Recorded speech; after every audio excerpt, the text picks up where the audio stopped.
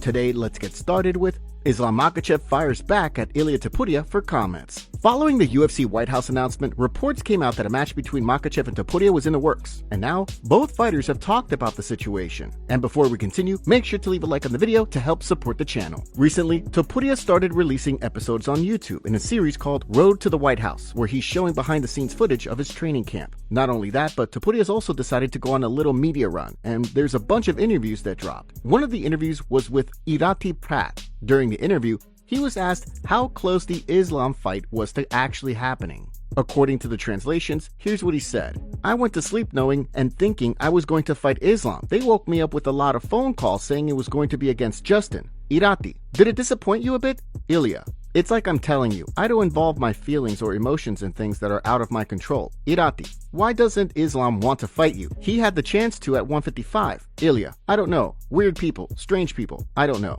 In another interview with El Partidazo de Cope, Topuria said something similar, although in this case, he noted Islam couldn't take the fight because of an injury. It was very, very close. In fact, hours before the White House card was announced, I knew I was going to fight Islam and that the fight was going to be announced. Hours before the announcement, I got a call saying Islam had just gotten injured and that I'd be fighting Justin Gaethje, so the fight was really, really close to happening. After the clip started to gain a lot of views online, with multiple sources reposting them, Makhachev reacted to the situation on X, writing, "I'm tired of hearing made-up stories from Topuria and his team. I got the call and accepted the fight at the White House. The next day, I was told he asked for an unrealistic purse. The UFC declined and he pulled out. That's it. Nothing more to it. Even his manager confirmed it. Ilia, stop talking. Every interview you give tells a different story. You pulled out, and you know it." Someone then asked Makhachev, why not just fight him to shut him up then? To which he fired back, writing, "Ask him why not accept the fight at White House." So it's very interesting. Topuria is claiming the fight was a done deal and then changed a couple of hours later, just like Justin Gaethje was saying. And Makhachev apparently accepted the Topuria fight even with a hand injury. So that's also interesting, considering Dana came out and said that the fight didn't happen because of the injury. But Islam is saying he accepted and Topuria pulled out. Anyways, when anyone is managed by Ali Abdelaziz, you have to question who is behind these comments. However, funny enough, Makhachev responded to someone who thought Ali was behind the Ilia Topuria comments, and he wrote, "Today, not him." So who do you think is telling the truth here? Let's go back to Topuria. He's scheduled to fight with Justin Gaethje on the White House card on President Donald Trump's birthday. So in his interview with El Partidazo de Cope, Topuria was asked if he had a message for the president. After dismissing the interview's notion that Trump may not be a fan of Spaniards these days, Topuria said this, "I hope he invites me to his birthday party. Don't blink or start fixing your hair because it's going to be over quickly." As we've covered here on the channel, Gaethje is a huge underdog heading into this fight. But in his interview with Ilia Topuria, Topuria explained why he thinks people are underestimating Gaethje.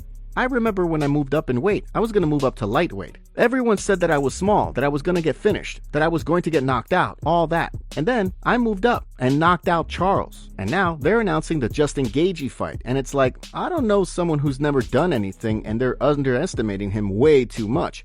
But what is clear is he's a really tough guy, a guy who will undoubtedly end up in the Hall of Fame and who represents a lot of danger." Jon Jones breaks silence on altercation. And now, the man involved in the situation, Jon Jones himself, has spoken out on the matter and says he's happy with his actions. So for those that missed it, recently an IG account under the name Brian Beltran posted a video that showed Jon Jones pulling up on him in a parking lot and flipping him off before driving away. There were some questions about what could be in Jon Jones's pocket, but there's no way to prove any of it. Anyways, when this video dropped, a lot of people were questioning whether the situation was staged in any way. Well, it looks like Jon Jones has come out and confirmed that the situation did happen, and he's happy about what he did that night. Jones shared his side of the story on X. "This kid proceeded to chase my car down for 2 blocks, revving his engine and trying to intimidate me. I'm glad this happened to me and not one of the senior citizens in our community. I'm proud of myself for standing up for myself and not allowing that kind of bullying or intimidation." Then, again last night, Jon posted a few more tweets regarding the situation, claiming that being famous is a gift and a curse. He wrote, "I swear being famous is a double-edged sword. I can land in any country in the world and receive unbelievable love and hospitality. But let me give some entitled street racer the middle finger and suddenly it's national news." One fan responded and said that Jon flipping the guy off is an epic profile picture, and Jon responded writing, "Yes, that photo has been haunting my social media for the last 2 days. Got a feeling that one's gonna be around for a while." Then Jon responded to another fan claiming that the guy is not going to learn a lesson from this at all. He wrote, "Honestly, because that kid thought he would bully me for accidentally emerging into his lane. I hate bullies." And as far as Jon is concerned, he kept his cool and did what he was supposed to do. In his final tweet about the situation, he wrote, "It's wild that me calmly walking over to someone telling him that he needs to calm down and relax, returning the middle finger, and then calmly walking away, turned into this global road rage story." We'll have to wait and see if Beltran responds. In his initial IG post, Beltran also mentioned that he has no hard feelings towards Bones, and that he's ready to let bygones be bygones. But what do you think about Jon's response? Do you think he did the right thing by confronting this quote-unquote bully? Let us know your thoughts in the comments below. Khamzat Chimaev doesn't care about legacy. Since Khamzat has pretty much rolled through almost every opponent so far, besides maybe Gilbert Burns, many believe he's on his way to becoming an MMA GOAT. But according to recent comments he made, he's not exactly worried about his legacy. Recently, Khamzat sat down with Beyond the Win, and here's what he had to say when asked about building his legacy. Do more. What do you want to accomplish? I mean, obviously defend the belt. You need to do that for the legacy and No, legacy, I never think about so much so about the legacy. Legacy can come myself, but so I enjoy my job. So I like to train. I like to, fly to other country, beat somebody up, but take the money, come back again, So, but when the day will come, so when I'm not going, not enjoying with my job, so then I will finish. But right now, I'm happy with. Speaking of money, Khamzat also reported that the majority of his earnings don't actually come from his fights, but from sponsorships. I know a lot of people always sees you and talk about you that, oh, he doesn't fight so often, he fights too rarely, he's not that active. How does that affect you? I don't care. These guys, I'm making millions. That people just talking and doing nothing. If you do your work, I don't need to go and watch your work, how you do, how often you work, how much you get. I care about myself, how much I make, how much I fight. How much you make? It's different, but I don't know. Were you happy with that paycheck? Of course. I've been living in the gym. Now I'm living in the dream. But are you going to push for more for your next fight? Yeah, but I make more money out of the UFC, because when I'm becoming, like Khamzat Chimaev, wherever I go, the people, they want to sponsor, they want to do different things with me, business and this and that. This is interesting to hear, especially because people assume that he's one of the top earners in the UFC. The question is, how much more money does he make outside the UFC? If it's way more, what does that say about UFC pay? In that same interview, Khamzat also made it clear that's a big reason money is his main motivation. It's because he wants to support others. He said, "Like I said, I don't fight just for myself. People think I love money. Yes, of course I love money, because money gives a lot of opportunities to help people. I built a gym in my village. It was 600 to 700,000, something like that. But in my village, around the people, if someone is sick, I can help. I'm happy to make money to make people happy." Hearing about fighters giving back to the community is always a positive, especially when they put it to good use like Khamzat has by building a gym in his village on top of other things. UFC updates. We're headed to Miami this Saturday for UFC 327, so let's take a look at some UFC updates. We'll kick things off with the UFC revealing that the broadcast team for the event has been confirmed. Jon Anik, Joe Rogan, and Daniel Cormier will be in the booth, which is usually the case with numbered events in the States. MMA Fighting also reported that Brendan Fitzgerald will be at the other broadcast desk, and he'll be joined by Chris Weidman, Dominic Cruz, and Laura Sanko for analysis in between fights. Speaking of UFC 327, recently, headliners Yuri Prohaska and Carlos Ulberg faced off for the first time after arriving in Miami. Here's the clip.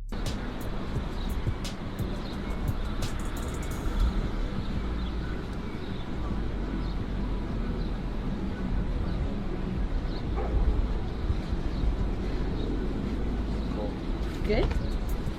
Perfect. Thanks, guys.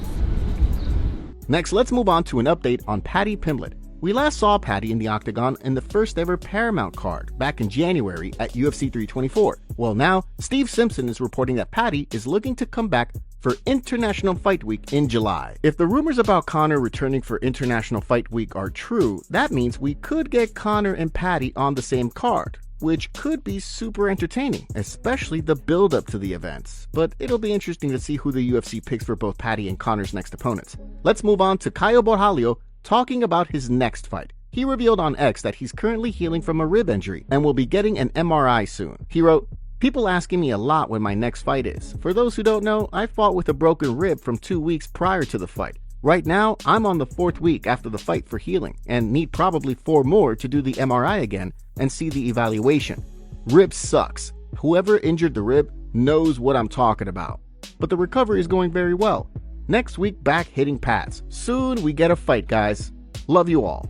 Next, let's move on to a fight being added to UFC 328. It was announced by Marcel Dorf that featherweights Pat Sabatini and William Gomez are scheduled to fight on the card. Sabatini last competed in November, earning a unanimous decision win over Chepe Mariscal. That win was his 3rd in a row since he was defeated by Diego Lopez in 2023. Gomez, meanwhile, is coming off a unanimous decision win over Robert Rushala in September, which followed his split decision loss to Haider Amil last March. He's gone 4-1 in his last 5 fights. Now, let's move on to Hype FC announcing that a grappling match between João Silva and Chito Vera will headline the promotion's card in Sao Paulo, Brazil, tomorrow. Yeah, you heard that right. That match is tomorrow, April 8th. As for the rules, it's the same as always. A winner will only be decided if a submission occurs. A submission-only match between Davison Figueiredo and Raul Rosas Jr. is the co-headliner of the Hype event. Moving on, Ronda Rousey has revealed that a coach she once despised has joined her team and will be in her corner for May 16th in the fight against Gina Carano. In a recent YouTube video, Ronda talked about her relationship with wrestling and grappling coach Ricky Lundell. Way back in the day when Rousey was rivals with Miesha Tate and they coached opposite one another on The Ultimate Fighter, Lundell was on Tate's team. Here's what Ronda had to say about the situation. "We were mortal enemies. Started off as mortal enemies. He was coaching against me on The Ultimate Fighter, and he was so nice. I was like, this so patronizing and fake, and I hated his guts. It was like the monkey in the closet from Family Guy. That was me to Ricky all the time." This is a common theme, by the way, that he's so nice that everyone was like, this not for real.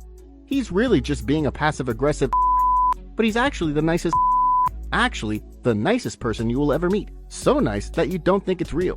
See, fighting ultimately brings everyone together. Dana White says he no longer controls fighter contracts. Dana White often gets dragged by critics who say the UFC isn't paying fighters enough money. But according to Dana, he's no longer involved in negotiating fighter contracts. As we covered in recent weeks, discussions about what the UFC pays its fighters have spiked once again, largely due to Jon Jones publicly airing his contractual issues with the UFC over the Alex Pereira fight, as well as reports that Conor Benn is making $15 million to fight on a Zuffa boxing card, which is more than most fighters make in their whole career. But now, during a recent interview with Speed on Fox, Dana said that he's completely removed himself from negotiating new contracts with fighters. Here's the clip. These guys, whenever anything would go wrong in their personal life, we were the first phone call they would make, and all the time, things like that. Yeah, and obviously it's grown. I have completely removed myself from the negotiating part of fighter contracts. I got to a point where this isn't fun anymore, man. I'm lucky that I'm at a point in my life and in my career where I can just deal with the fun stuff that I like to do. That's not the first time Dana's reported this. In fact, earlier this year, when Dana was called to testify in the ongoing UFC antitrust lawsuits, he said he couldn't even recall the last time he negotiated a fighter contract. Of course, some people have argued this doesn't mean Dana has no influence over how much of the company's revenue gets shared with fighters. For example, Jake Paul was recently a guest on Theo Von's podcast, and during the show, he was asked about Dana and Zuffa Boxing, which of course is a competitor to his MVP company. Not only did Jake point out the blowback Dana and TKO received over what Ben is getting paid for his Zuffa Boxing debut, he also took a jab at Dana while proposing that they partner together. Jake said, "They are quite basic, like you don't want to pay Conor Benn $15 million to an easy fight against Regis Prograis right off rip, because your whole UFC model is a third of that, max. They already up bad. If they were to buy us or partner with us, they would have such a better outcome. I'm open to it. Buy us. We'll help you guys not be idiots." UFC fighter reacts to cheating comments. Deonna Barbosa has been under fire for blasting Melissa Gatto with a soccer kick at the UFC's latest Vegas card on Saturday. But Barbosa insists she didn't intentionally foul her opponent. During a scramble in the second round, Barbosa punted Gatto in the face with a kick. Since Gatto appeared to be grounded, the strike was deemed a foul by referee Chris Tognoni, and Barbosa was deducted a point. Ultimately, Barbosa was awarded the fight by majority decision. Not everyone was happy with Barbosa due to what went down, but while speaking to the media after, Barbosa defended herself. "I didn't feel contact with her face at all. I feel when I'm in there. I tried to hold her head so I don't kick her head. It was no intention at all. In the moment, the referee stopped, and I just needed to wait. I'm just there to do my job. I don't try to be unfair, dirty. I'm a martial artist. I don't think about doing dirty things to win the fight. Barboza also noted that she has a coach who specializes in soccer kicks, and that she'll train with him further to help ensure that any kicks she throws moving forward are legal. Colby Covington says UFC blew their budget on the White House. Colby Covington has been going off on the UFC ever since it was announced he will not be part of the White House card. Well, now, Colby is offering an interesting theory on why the UFC didn't book him for the historic event. Colby has repeatedly claimed that he was willing to fight anyone at the White House and that he was told he would be part of the card. But obviously, that didn't happen, and Covington has been salty ever since. In a new interview Freak MMA posted on X, Colby claimed he wasn't booked for the White House card because the UFC blew its budget on rental fees. Here's what he had to say. When I really reflected back, I knew that it was just because they don't want to pay the guys. They don't want to pay the top guys like me or Conor McGregor because they paid so much money to rent out the White House. It was like, I don't even know, like 75 million or something like that. Gosh. So their budget wasn't there to pay out top fighters like me or Conor. So they didn't give me the opportunity. Of course, I've been viral the last week or so. I've been criticizing them, and I don't care. You know, I'm gonna say the truth. I'm gonna call a spade a spade. So I've been criticizing them, but now when I think about it, it's like, you know what? It hurt at first. I was definitely disappointed and frustrated. But now looking back on it, I'm like, why do I even care? I've been to the White House. Trump invited me there to give my world championship belt. I went to the Oval Office, you know, and then I went back for election night, and then I went back for the next election night. So it's like, you know, it's a great honor to go to the White House if you've never been. It'll be interesting to hear what Dana White has to say about this. Dana has reported that the cost to hold the event on the White House grounds were going to exceed $60 million, but he never mentioned rental fees for it. Do you think the UFC chose not to go with Colby because of what they would need to pay him? Or is this Colby being Colby by referencing himself alongside Conor McGregor in terms of being a top fighter?